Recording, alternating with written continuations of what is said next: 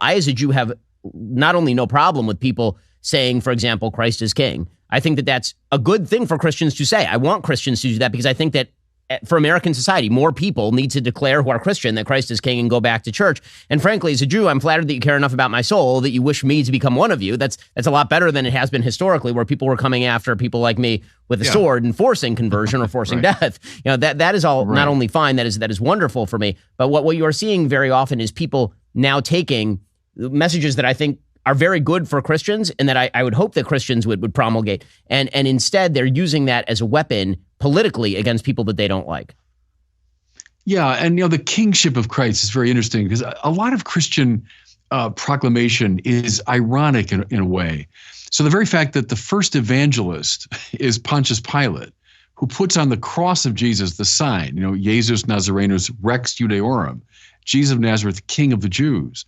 And he puts it into three languages of that time and place, in Greek and Hebrew as well. And so he means it as a bit of mockery, but in fact, it makes him the first evangelist. He's declaring to the world the kingship of Jesus.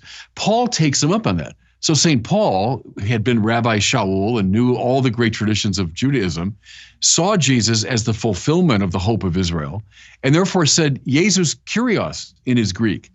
Jesus Christ is Lord. Well, that's a way of saying Jesus Christ is King. But see, mind you, as we look at Christ, King, with the sign of Pontius Pilate over his head, he's on the cross, which means he's stripped of worldly power. He's not reigning as another Caesar, as a rival Caesar. He's a qualitatively different kind of king. Indeed, all things are meant to be brought under his aegis, including the political order. That's true. He's the Lord of all things, but he's Lord in a qualitatively different manner. He's not one more worldly king fighting against the standard worldly kings.